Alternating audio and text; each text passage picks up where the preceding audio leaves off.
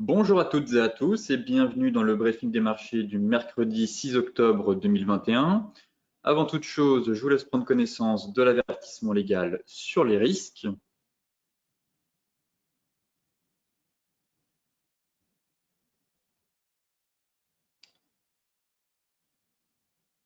Et donc, direction les marchés où les investisseurs sont toujours nerveux, notamment en Europe, à cause de la hausse des rendements obligataires et aussi du pétrole, malgré l'impulsion qu'on a eue hier à Wall Street. On a eu quand même un beau rebond sous l'impulsion des actions de croissance, notamment en premier lieu les géants du numérique, qui avaient été quelque peu délaissés lundi dans un climat de volatilité exacerbé par les difficiles négociations au Congrès américain sur un relèvement du plafond de la dette de l'État fédéral.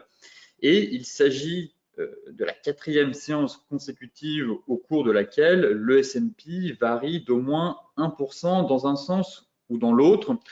Je vous invite notamment à consulter l'indice VIX qui montre quand même on a une volatilité assez qu'on n'avait pas connue, si vous voulez, depuis novembre 2020, pardon. Et on a quand même des séances avec des rebonds assez violents qui sont à chaque fois quand même revendus, je constate, avec des variations, des amplitudes de plus ou moins 1 ou 2% sur les marchés. Donc des marchés nerveux, des marchés complexes, avec derrière une hausse notamment du VIX qui indique très clairement un peu de la crainte et pas mal d'incertitudes de la part des investisseurs. Ce matin, justement, les bourses européennes, elles, évoluent en baisse face à une série d'incertitudes allant de l'inflation, alimentée par l'envolée des cours pétroliers, au resserrement de la politique monétaire, en passant aussi par un éventuel défaut de paiement aux États-Unis. Alors, l'envolée des prix du pétrole fait craindre aux investisseurs des poussées inflationnistes plus fortes qu'attendues, ce qui pourrait potentiellement accroître la pression sur les banques centrales pour réduire justement plus vite qu'attendu leur politique monétaire accommodante. Donc, le tapering, mise en place du tapering plus tôt que prévu. Et pour la première fois en 7 ans, justement, on a la Banque centrale de Nouvelle-Zélande, la RBNZ, qui a, elle, relevé son taux d'intérêt ce mercredi et a signalé qu'un autre resserrement monétaire étant à venir dans le but de maîtriser les pressions inflationnistes. Donc très clairement, on a déjà une banque centrale, elle, qui n'a pas attendu de voir l'évolution de l'inflation, qui a déjà déclenché un premier resserrement monétaire avec une hausse des taux et aussi une réduction des achats d'actifs. Donc forcément, lorsqu'on a une banque centrale qui commence à prendre des mesures un peu drastiques, il faut s'attendre aussi à ce que la Fed et la Banque centrale, dans les semaines ou d'ici la fin de l'année, fassent d'eux-mêmes, ce qui pourrait une nouvelle fois créer un peu des tensions sur les marchés. Enfin, pour terminer, la publication macroéconomique du jour sera l'enquête mensuelle ADP sur l'emploi privé aux États-Unis, dont les résultats sont attendus à 14h15, 48 heures, en tout cas à 48 heures du rapport mensuel du département du travail. Donc là, c'est le principal catalyseur de la semaine, même si l'enquête ADP peut donner éventuellement un avant-goût, mais les investisseurs surveilleront notamment le rapport sur l'emploi américain ce vendredi à 14h30, qui lui, par contre, donnera énormément d'indications sur les politiques monétaires de la Fed. Et donc, effectivement, si le rapport est plutôt bon, voire excellent, forcément, la Fed va réduire sa politique monétaire accommodante et surtout déclencher et procéder au fameux tapering. Côté macro, ici, j'ai retrouvé un graphique vous mettant en évidence l'évolution du taux à 10 ans américain par rapport au Nasdaq et comment un peu essayer de ne pas se faire prendre au piège, essayer de contrer les accélérations de hausse des taux, notamment si vous êtes un investisseur action. Ici, on remarque surtout que à chaque fois qu'on a eu un redressement des taux assez important, on peut aussi parler de quantification de la courbe des taux notamment, vous constatez que le Nasdaq a tendance à décrocher. Et une fois qu'on a un peu une détente sur les taux, eh bien, généralement, le Nasdaq, lui, repart de l'avant. Et ici, on assiste au même phénomène qu'au mois de mars-avril, avec de nouveau une accélération de la hausse des taux et une envolée surtout, parce que ici, si on remarque très clairement le 10 ans américain, bon, il évoluait certes à la hausse, mais on n'avait pas de forte accélération. Et c'est vraiment à partir d'ici où là, on a eu une extrême envolée des taux, et forcément, les valeurs de croissance décrochent, et cela profite notamment aux valeurs bancaires. Donc ici, on avait eu déjà une première rotation sectorielle. Les investisseurs avaient délaissé les valeurs de croissance au profit des bancaires notamment, des valeurs dites value, et bis repetita, même chose ici, le Nasdaq plonge alors que les bancaires, elles, au contraire, ont tendance à s'apprécier. Donc là, pareil, ce qu'il va falloir surveiller maintenant dans les prochaines semaines, c'est bien évidemment le comportement des rendements obligataires. Si une nouvelle fois, bon, on accélère de nouveau ici vers les 1,71, 1,80, forcément, il faut s'attendre à une poursuite de la baisse sur le Nasdaq. En revanche, si ça se calme et qu'il y a un peu une détente, une accalmie sur les taux, eh bien, on pourrait avoir de nouveau un rebond sur les valeurs technologiques. Voilà comment analyser surtout ce qu'il va falloir surveiller. Ça va être l'évolution des rendements obligataires dans les semaines à venir, car elles vont un peu, ce sont eux qui vont donner très clairement le tempo pour la suite. Et maintenant qu'on a vu un peu l'impact sur les marchés des rendements, voici ce que ça donne concrètement dans l'arbitrage de la part des investisseurs.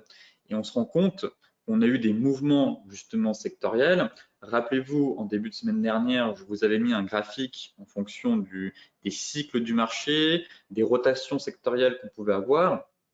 Et ici, on a très clairement des performances assez éclatées, je trouve, dans le sens où on constate très clairement que l'envolée des prix de l'énergie eh bien, ont favorisé le secteur de l'énergie, qui gagne quasiment presque 10%. Ici, c'est l'indice Stock 600 pour l'Europe. Et une envolée des valeurs dites de l'énergie, notamment les pétrolières. On prend quasiment sur seulement un mois plus 10, alors que le Nasdaq, ici, les valeurs technologiques, elles, moins 10. Donc, on a quand même un sacré gap. Les valeurs bancaires, elles, résistent plutôt bien, justement. On prend, vous voyez, sur un mois, environ 4,66%. Donc, voilà comment se traduit l'impact, les poussées en tout cas inflationnistes sur les marchés avec l'envolée des matières premières, la hausse assez rapide des rendements américains qui viennent plomber les valeurs technologiques. Donc maintenant que vous avez cette vision un peu complète des marchés, il faut savoir adapter, surtout s'adapter très clairement au marché et adapter aussi son money management face à des mouvements qui sont parfois un peu violents sur les marchés. La baisse n'est peut-être justement pas terminée. On a des belles valeurs qui sont en train de bien corriger. Toutefois, pour l'instant, c'est encore peut-être un peu tôt pour se positionner sur certaines valeurs, notamment sur les techs, mais il convient d'avoir une sélection justement drastique de certains titres pour sélectionner ceux qui performaient le mieux avant la chute. Ce seront ceux-là qui auront le plus de chances de repartir fort derrière. Donc très clairement, si vous attendez un signal pour payer, pour rentrer sur des valeurs technologiques qui ont quand même déjà perdu 10 voire 15%, eh bien, sélectionnez les valeurs qui, avant leur chute, surperformaient l'indice ou étaient vraiment dans des tendances magnifiques, ce qu'on pourrait appeler en tout cas le trend following. Et généralement, ce sont ces dossiers qui vont repartir fort derrière lorsque le Nasdaq se sera enfin stabilisé.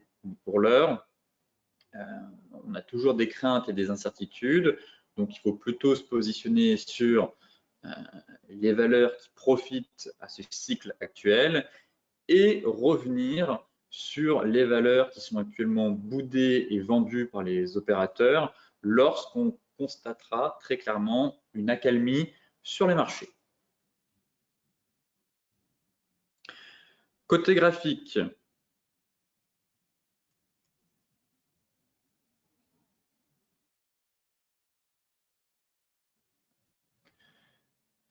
le CAC qui, malgré un puissant rebond hier, eh bien, est reparti en direction du sud.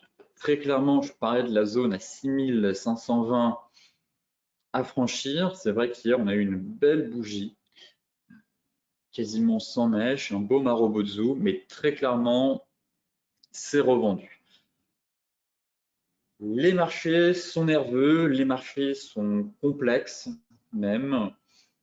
Pour l'instant, le risque domine très clairement, même sur l'ensemble des indices. On a des rebonds violents, mais qui sont à chaque fois revendus sur le CAC 40. Là, il va falloir se montrer un peu plus méfiant maintenant sur les achats, peut-être attendre en tout cas que le CAC se stabilise. Je n'exclus pas très clairement un retour sur les 6310 pour venir taper la borne basse de ce canal. Mais effectivement, on constate que les vendeurs se montrent assez présents et revendent à chaque fois tous les rebonds. Donc là maintenant, en données 4 heures, je vais surveiller ce range toujours avec pourquoi pas des achats mais prudents, enfin du moins à protéger rapidement vers cette zone 6420, 6400. Pour moi, ça reste une zone de prix intéressante. J'ai aucune idée de savoir si c'est le point bas ou pas sur le CAC 40, mais en tout cas, ça reste une zone de prix qui à chaque fois a déclenché deux rebonds. Donc ici, on arrive près d'une zone chaude, une zone à 6400, 6420, qui pour moi constitue une zone intéressante. En tout cas, pour l'instant, la dynamique ce matin est plutôt baissière, le flux est vendeur, donc encore une fois, il est nécessaire d'attendre des signaux assez puissants et surtout de retournement, étant donné qu'on est quand même à contre-tendance. Maintenant, si on enfonce ce niveau, alors là, je passerai vendeur pour viser les 6310 points. Voilà actuellement mon plan sur le CAC 40. C'est tenter une nouvelle fois de travailler la borne basse et en cas de cassure par le bas, alors poursuivre ce mouvement baissier pour aller chercher les 6310 points. Là, en données horaires, pour l'instant, bon, pas grand-chose à se mettre sous la dent. On approche du bas de la zone, on est venu la taper une première fois. On pourrait de nouveau faire un peu d'excès, mais j'aimerais très clairement un chandelier nous indiquant un creux de marché à court terme.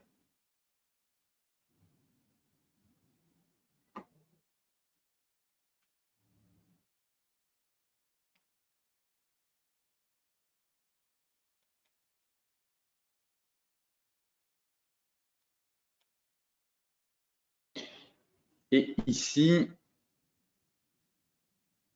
en données 15 minutes, je remarque que pas grand-chose, en tout cas peut-être une forme de stabilisation proche de la borne basse, mais et pour autant pas de chandelier de retournement.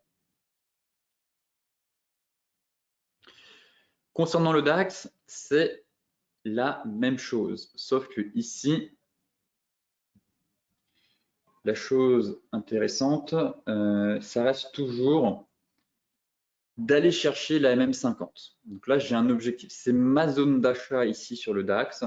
J'ai mis une zone de support. Rappelez-vous, j'avais matérialisé ici. Donc là, j'ai mis une zone avec MM50 et surtout, comme vous pouvez le voir, je vais décaler, hop, le Platencan, qui pour moi, à court terme, constitue une zone d'achat pour tenter un rebond. Pareil, je ne sais pas si ce sera le point bas ou pas. C'est vrai que quand on voit la tête de la bougie mensuelle, logiquement, ça nous invite à une correction plus profonde. En tout cas, à court terme, c'est cette zone qui va m'intéresser. Et effectivement, je l'ai tracé ici. Donc en haut, c'est le Platencan, enfin c'est la Tenkan, et la zone basse, c'est la même 50. Donc là, très clairement, on s'approche justement de la zone. Et en parallèle, rappelez-vous, j'évoquais avec vous la vague de Wolf, ici 1, 2, 3, 4, 5, et de relier le point 1 avec le point 4 afin d'avoir l'objectif théorique de la vague de Wolf. Et ici, le but c'est d'aller chercher l'oblique, donc ce serait venir taper dans la zone. Voilà pourquoi c'est baissier. Hier, on a eu même un chandelier qui nous invitait à une hausse. Effectivement, je parlais de cette zone à 15 100, si on breakait, ça pouvait redevenir haussier et au final, complètement invalidation de l'étoile du matin de J et derrière, nouveau plongeon. Maintenant, je me montre effectivement plus prudent. Toutefois, j'estime qu'on va avoir des rebonds, même si l'indice doit chuter plus bas jusqu'à 14 400 par exemple. Une tendance baissière, c'est des plus hauts et des plus bas de plus en plus bas. Et ici, on pourrait potentiellement avoir un creux de marché à court terme pour espérer retaper en tout cas la zone des 15 100. Voilà pourquoi je m'intéresse à la zone 15 780, 15 680. C'est une zone assez large, effectivement, mais c'est la Tenkan mensuelle et la MM50 hebdomadaire. Logiquement, je m'attends en tout cas à une réaction du marché dans cette zone. Pour l'instant, donné 4 heures, ça reste très baissier, c'est des bougies flux. Ça ne sert à rien de se précipiter, très clairement. Moi, il faudra encore se montrer un peu patient. On peut très bien aller chercher encore un peu plus bas. Et une fois qu'on sera dans la zone, effectivement, commencer, en cas de signal, à chercher des signaux de retournement.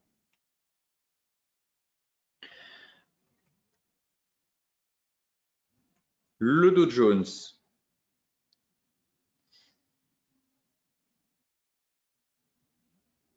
Le Dow Jones, c'est à peu près la même chose. Beau rebond hier, au final on va repartir en direction du sud une nouvelle fois. Bref, un marché qui est très clairement hésitant, tiraillé, qui ne sait pas vraiment dans quelle direction doit partir. Toujours dans ce fameux gros range, et ici j'ai l'impression qu'on est à l'intérieur d'un range 4 heures. Et la sortie par le haut ou par le bas, très clairement, donnera le tempo pour la suite. En tout cas, sur les futurs, on a un beau range 4 heures qui est en train de se dessiner. Encore une fois, je vous invite à travailler les zones. C'est pour ça qu'on va tout de suite basculer sur le futur.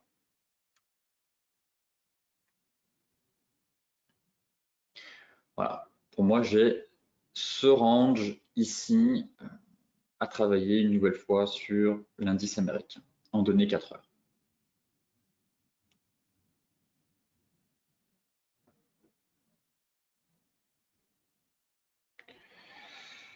Donc là, très clairement, on est un peu au milieu de nulle part. Ça va être intéressant déjà d'attendre l'ouverture à 15h30, de voir comment les marchés américains, eux, vont réagir.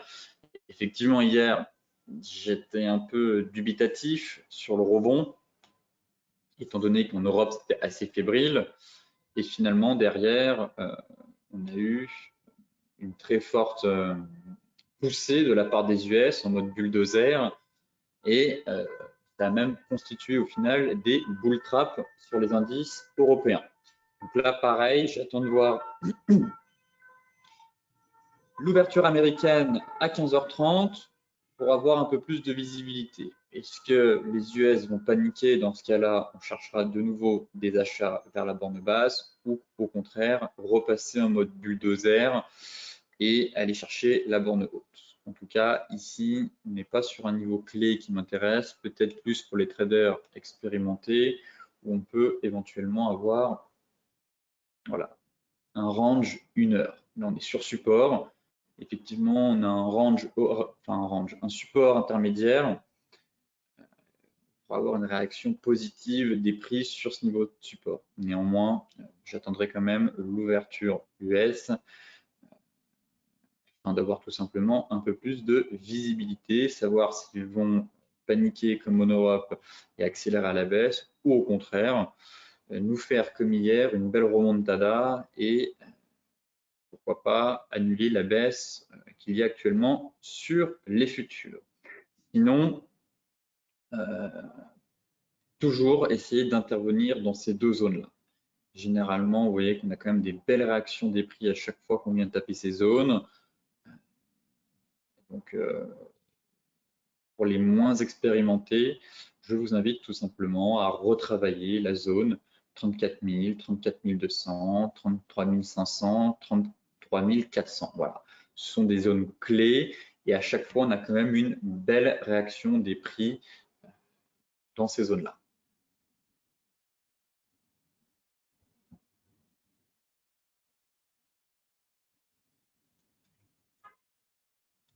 L'euro-dollar, objectif atteint, 1,1530. Je passe presque pas neutre étant donné que c'est baissier, mais l'objectif a été fait. Je visais 1,1530, 1,1510. C'est chose faite. Maintenant, est-ce que je passe à l'achat pour autant? Non. Oui, on est dans une zone. D'ailleurs, pour demain, je vais essayer d'affiner la zone. Je sais que c'est 1,1530 à 1,1510. On est sur une grosse zone de polarité.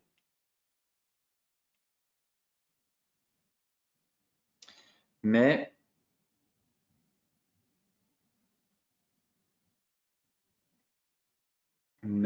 j'ai pas de signal de retournement en données daily. Pour moi, on a une belle zone ici. Je n'exclus pas un retour sur les 1,1460 aussi.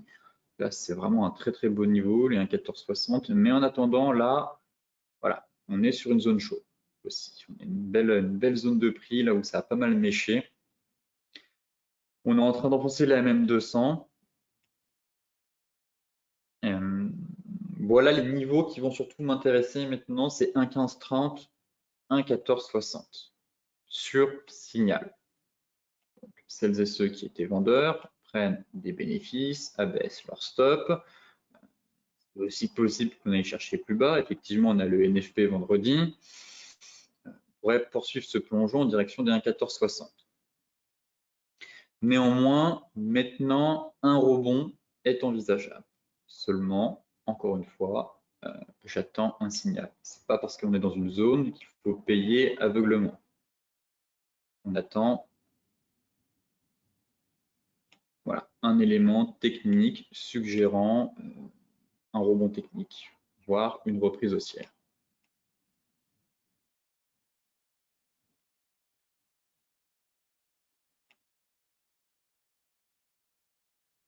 Ouais. Non, ce canal n'est pas terrible finalement. J'ai essayé de cadrer cette dynamique, mais c'est vrai qu'on a une telle accélération baissière. En pleine accélération, c'est pas évident de cadrer l'eurodoll. Et en données horaires, bon, toujours pas. Bon, on est sur des bougies, on empile les bougies rouges, aucune raison de payer maintenant, c'est trop tôt. Peut-être que on va avoir une réaction positive cet après-midi, mais là on a tendance, c'est que des bougies baissières, que des bougies flux. On est certes sur la zone, mais j'ai besoin très clairement d'un signal technique m'invitant, plaidant en tout cas, un creux de marché pour tenter d'amorcer une reprise, du moins un rebond technique en direction des 1,1620. Et en l'absence de signal technique, eh bien, celles et ceux qui étaient vendeurs ici à la sortie du range ou là prennent d'une part des bénéfices, baissent leur stop et peut-être que le marché va aller chercher la deuxième zone à 1,1460 vendredi avec le NFP. En tout cas, c'est plus le moment d'être vendeur, c'est trop tard. On approche d'une zone de support hebdomadaire. Voilà pourquoi il faut plutôt maintenant, je ne dirais pas modifier, mais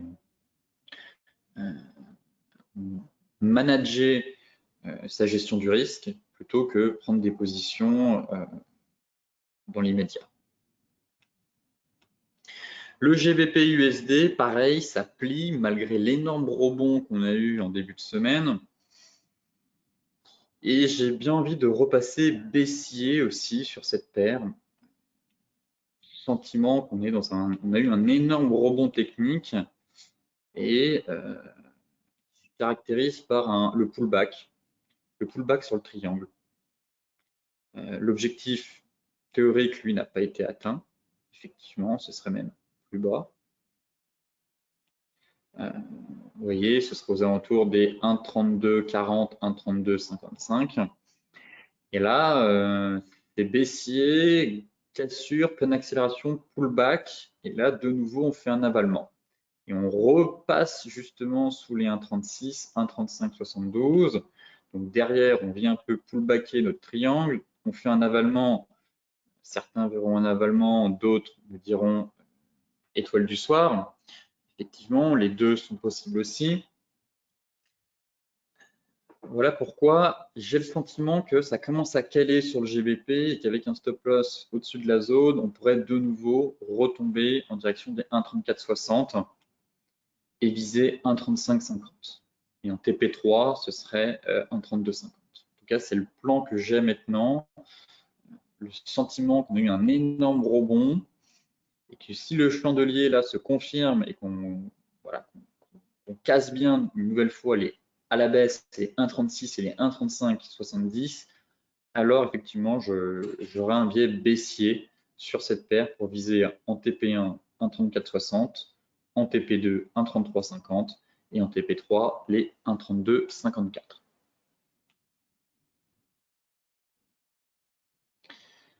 Là, finalement, on est venu chercher les 61,8 de la dernière vague de baisse, venu faire le pullback au pips près sur la borne basse du triangle et derrière, voilà, ça repart. De nouveau, on enfonce les 50%, on repasse sous la MM. Voilà pourquoi, comme je vous le disais, si le marché clôture vraiment sous les 1,3570, alors je verrai bien finalement une poursuite de la baisse après ce gros rebond en direction des 1,3460, puis 1,35 et enfin, objectif théorique de notre figure vers les 1,3250. L'euro AUD, suivi toujours de cette paire avec une ETE potentiellement à la clé. Toutefois, il ne faut pas se précipiter. Ce matin, on avait une belle hausse sur l'euro AUD. On était quasiment sur un avalement haussier. Hier, on a tenté l'incursion sous la borne basse, sous la ligne de coup. Ça n'a pas fonctionné. En tout cas, on avait ce range H1. Et là, ce qui va m'intéresser maintenant, ça va être en données 4 heures. Pour le moment, c'est toujours trop tôt. Je voudrais une clôture là sous la mèche ici, sous les 1,59. Tout simplement, on a un seuil psychologique à 1,59. Il faut une clôture sous ce niveau-là. Maintenant, en données 4 heures, voilà, on a une micro-zone, on a une zone de polarité intéressante juste ici. Voilà. À peu près. Vous voyez, le marché est venu buter. J'aurais même pu la remonter un peu plus haut. Mais pour autant, c'est la résistance intermédiaire. Donc là, on pourrait avoir de nouveau un range. Effectivement, on avait un range H1, on a eu la sortie par le bas, mais derrière, en clôture daily, voilà, j'évoquais ce range H1 avec vous, qui pouvait permettre la clôture daily sous les 1,59, mais derrière, ça a tenu. Et là, de nouveau, on revient buter sur l'ancienne borne haute du range H1, qui constitue aussi la zone de polarité de résistance en données 4 heures. Toujours à attendre. Là, on a une bataille entre les acheteurs et les vendeurs entre 1,6 et 1,59. De ce fait, je vous invite une nouvelle fois à patienter et à voir si ce plan va fonctionner ou non. Pour cela, pour moi, il faudrait une clôture daily sous les 1,59, tout simplement. Le gold, sous pression, forcément. Comme on a pu le voir en introduction, on a une hausse du dollar. Hein, l'euro, là, est en pleine accélération baissière. Hausse du dollar, hausse des rendements, hausse du taux à 10 ans américain. C'est des éléments qui constituent un frein, si vous voulez, à une reprise haussière sur les métaux précieux. Et là, très clairement, je constate, je l'avais même pas vu, une épaule, tête, épaule. Bon, après, c'est vrai que le gold avait tendance à dessiner plein d'épaules, tête-épaule. On avait celle-là qui est en cours de formation. Effectivement, elle n'est pas invalidée. Il faudrait qu'on repasse au-dessus. Et d'un autre côté, ici, on a de nouveau une épaule, tête, épaule. Bref, on a un peu des épaules, tête-épaule ou des épaules, tête-épaule inversées dans tous les sens sur le gold. Pour l'instant, il n'y en a aucune qui a fonctionné. Néanmoins, je vous disais hier que je n'étais pas convaincu du rebond sur le gold. Tout simplement car il y avait des éléments qu'il fallait remettre dans leur contexte, notamment la hausse des rendements et la hausse du dollar, qui logiquement, les deux combinés ensemble, ne plaident pas pour une hausse du métal jaune. Voilà pourquoi j'étais méfiant suite à l'avalement haussier qu'on avait eu ici. Pour moi, on est sur un niveau de prix, une zone entre 1747 et 1750. Et là, effectivement, on est en train d'enfoncer les 1750. Pour moi, la zone d'achat parfaite reste ce niveau-là, 1680, 1690, mais à court terme, j'ai le sentiment en tout cas que le marché pourrait retourner sur les 1725. Donc, à confirmer en clôture daily, mais je me montre plus prudent maintenant sur le gold. Je n'ai pas de plan à vous proposer. Peut-être que certains voudront tenter cette épaule tête épaule. Pourquoi pas? Effectivement, elle est validée. Elle confirmerait en tout cas le sentiment que j'ai, à savoir ce rebond qui pour moi, n'est pas convaincant, un peu comme ici, derrière on était retombé, là c'est pareil, c'est en train de retomber, on enfonce le support. Bon, vous connaissez mon opinion maintenant sur le gold, peut-être que je me trompe, mais pour moi c'est encore un peu trop tôt pour se positionner à l'achat. De toute façon, on n'a pas de signal, on n'est pas sur une zone de prix. Bien au contraire, on est en train d'enfoncer le support. En données 4 heures, on est passé sur la moyenne mobile 50. En données horaires, donc c'est la moyenne mobile 200. Et ici, l'épaule tête-épaule invite à une poursuite de la baisse, tout simplement. Pour aller chercher, bon, j'ai pas besoin de mesurer, mais je me retour sur les 1725. Voilà. Bon, l'objectif théorique n'est pas si bas, mais on n'a pas de niveau intermédiaire. Là, on est en train de faire le pullback, ayant donné 4 heures. Dans les 4 heures, on a quand même enfoncé la moyenne mobile 50. À chaque fois, elle faisait bien office de support. Bon, attendons de voir aussi avec l'ouverture US cet après-midi, mais dans l'état actuel des choses, la configuration graphique nous invite plutôt à une poursuite de la dynamique baissière. Le Brent. Le Brent en surveillance, toujours, enfin, sous surveillance. On est dans la zone. Effectivement, on est dans la zone, mais les matières premières continuent de flamber, le prix de l'énergie aussi. C'est très haussier. C'est encore bien haussier. Certes, on est quand même éloigné de la Tenkan. Je verrais bien un repli ici. En tout cas, pour moi, on est dans ma zone maintenant. Et je ne serais pas surpris de voir un repli ici avant de repartir. Maintenant, je me montre plus prudent. On est dans la zone, j'ai pas de changer de retournement. Néanmoins, on est quand même éloigné de la Tenkan. On a eu une belle accélération. Je ne parle pas de retournement, mais plutôt d'un repli avant de repartir dans le sens de la tendance. En données 4 heures, effectivement, on a déjà un avalement 4 heures dans la zone. Ça peut se tenter. C'est pas le meilleur des patterns dans le sens où j'aurais préféré avoir un chandelier en données daily. Mais effectivement, je constate qu'on a eu un avalement baissier en données 4 heures dans la zone. Donc, un repli pourrait s'opérer à court terme pour aller chercher les 80 $.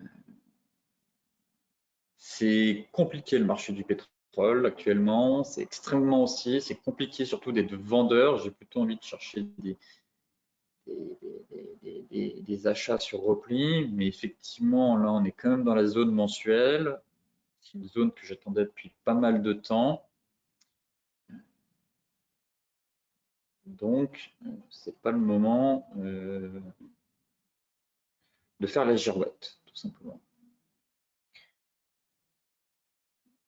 Le chandelier en données 4 heures est intéressant. Néanmoins, j'aimerais une confirmation vraiment avec un chandelier daily. Le flux est tellement puissant que là, j'aimerais au moins un chandelier minimum 4 heures. Là, c'est le cas. Mais en données daily, confirmerait vraiment la pertinence de la zone.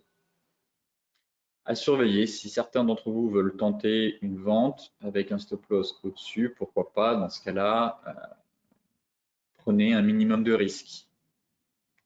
Un petit levier, minimum de risque, ça reste quand même un trade risqué, mais qui pourrait déclencher un repli sur les 80 $, c'est tout à fait envisageable. En tout cas. Le light, c'est la même chose. On est dans la zone, on l'a dépassé, même le light, c'est ça qui me dérange. On n'a pas vraiment l'avalement, on a tenté de passer au-dessus de la zone. C'est ça qui me dérange un peu sur le WTI. Voilà, là, on a une percée de la zone. C'est délicat. C'est délicat. Je vous disais au contraire que si on pétait cette zone, il va falloir plutôt chercher des achats sur repli. Et là, on a eu quand même deux belles bougies. Effectivement, je suis un peu tiraillé entre le Brent qui est dans sa zone, qui forme un avalement H4, et le WTI qui, au contraire, a cassé sa zone. Donc, j'ai des signaux un peu contraires. Voilà pourquoi je suis un peu tiraillé actuellement à court terme sur le pétrole. Par conséquent, j'aimerais vraiment un chandelier daily assez puissant et de retournement pour confirmer mon opinion et mon avis que les cours vont s'essouffler au contact de cette zone. Et là, actuellement, ce n'est pas le cas. On est au-dessus de la zone. J'attends de voir cet après-midi avec les US. Mais effectivement, pareil, si on clôture sur un doji que demain on retombe, effectivement, on aura un chandelier intéressant. Pareil sur le Brent. Là, c'est un peu trop tôt encore. C'est un peu trop tôt. Ça reste extrêmement haussier. On est vraiment dans un flux acheteur qui ne s'essouffle pas. De ce fait, j'aimerais vraiment un beau signal puissant en données daily pour confirmer l'invalidation de cette zone. Car très clairement, pour l'instant, ce serait vendre un top, potentiellement un top, et anticiper un retournement de marché. Ce qui est envisageable, mais toujours très difficile d'avoir le point haut. À surveiller la clôture cet après-midi, enfin ce soir, et notamment la réaction des US, savoir si le marché finalement franchit cette zone ou au contraire commence à s'essouffler. Les cryptos décrochent elles aussi ce matin.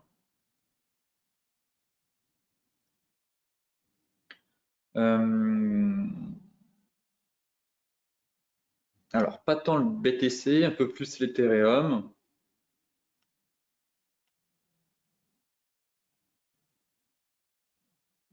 Le point positif, c'est qu'on a franchi la résistance des 50 500. Le prochain TP, ce sera les 53 250, tout simplement. Rien à dire de plus sur le BTC. C'est toujours bien orienté à la hausse. On a eu une belle bougie hier, plus 4%. On a franchi une zone de résistance intermédiaire, mais maintenant, la prochaine zone, ça reste les 53 250. Donc là, rien à dire de plus, pas de plan de trading. Celles et ceux qui sont à l'achat ici, eh bien, remontent au fur et à mesure leur stop, encore une fois, et attendent patiemment de voir comment le marché va réagir au contact de cette zone. Et effectivement, si on a une cassure, dans ce cas-là, sur breakout, pourquoi pas chercher des achats pour aller chercher ensuite les 58 350. Mais sinon, se positionner à l'achat maintenant, c'est trop tard selon moi. Voilà, on a atteint un objectif majeur, la sortie du range. Maintenant, c'est d'aller chercher l'objectif théorique du biseau. Et en cas de clôture, ça enverrait quand même un bon signal technique de poursuite de la hausse en direction des 58 300. 58 000, oui c'est ça, 350 $. Sinon, en données 4 heures, bon, voilà, c'est des plus bas, des plus hauts, de plus en plus haut, bien orienté. On est venu pullbacker la zone des 50 500. Bon, rien à ajouter si ce n'est maintenant d'attendre une poursuite de flux. Voilà. La prochaine zone qui va m'intéresser, forcément, ça va être les 53 000 $. Et notamment une clôture au-dessus de ce seuil. L'Ethereum qui sous-performe toujours. 4%, effectivement, on lâche 4%, alors que sur le BTC, même pas 1%. Bon, pas d'inquiétude pour autant, ça reste haussier. On est venu effectivement hier, durant la nuit, vous voyez, on est venu taper l'objectif théorique. Ainsi, TP1 fait, je garde toujours le cap pour aller chercher les 3700. Ça reste mon niveau. Maintenant, celles et ceux qui étaient positionnés à l'achat, soit sur le double creux, soit à la cassure ici, eh bien, pensaient à prendre des bénéfices et ont mis leur stop à break-even. Voilà. Là, on peut même mettre le stop juste sous la moyenne mobile 50. Et maintenant, advienne que pourra, on laisse le marché faire. Pas d'inquiétude baissière dans l'immédiat. Un objectif théorique a été atteint. Personnellement, je vise toujours les 3700 pour ensuite aller chercher plus haut. En données daily, voilà. J'aimerais maintenant que l'Ethereum réussisse à franchir, du moins à sortir par le haut du nuage, que Chikou soit libre des prix de la Tenkan, et ça permettrait vraiment d'aller chercher un peu plus haut, 3007 et les 4000. Là, effectivement, on a pas mal d'obstacles, les prix encore dans le nuage, Chikou qui est bloqué par beaucoup de composantes. Forcément, ça crée un frein, si vous voulez, au mouvement haussier. Par conséquent, il faudra vraiment attendre la cassure des 3550 pour aller chercher les 3700 puis 4000. Donc là, pareil, pas de plan de trading à proposer, plutôt pour celles et ceux qui étaient positionnés ici. Non, sur l'Ethereum, j'attendrai voilà, la cassure des 3700 pour proposer éventuellement un plan pour aller chercher les 4100. Mais sinon, à moyen long terme, maintenant, ça va plus être de la gestion de position. Pour moi, c'était ici qu'il fallait se positionner, sur la borne basse, sur le double creux ici à la cassure de cette zone, donc ici sur cassure vers les 3155. Comme je vous le disais, maintenant, c'est plus de la gestion de position, de money management, plutôt que prendre des positions là tout de suite dans l'immédiat, sans aucun signal et sans retour sur une zone clé. Voilà mon avis sur les cryptos, mais pas d'alerte baissière pour l'instant en tout cas. On entame tranquillement mais sûrement cette phase de reprise haussière.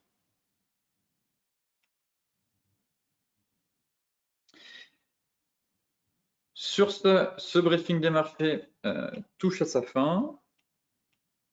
Comme d'habitude, je vous souhaite une excellente journée, de très bons trades et soyez prudents, notamment avec la volatilité. Pour rappel, la newsletter du mois d'octobre va tomber la semaine prochaine. Si vous n'êtes pas inscrit, je vous invite à le faire via le lien d'inscription dans la description YouTube de la vidéo. Cela vous permettra d'avoir du contenu un peu privé sur les marchés, les perspectives à venir, parfois du contenu pédagogique, afin de vous aiguiller pour affronter les marchés financiers. Excellente journée à vous et je vous dis à demain pour faire un point complet sur la planète finance.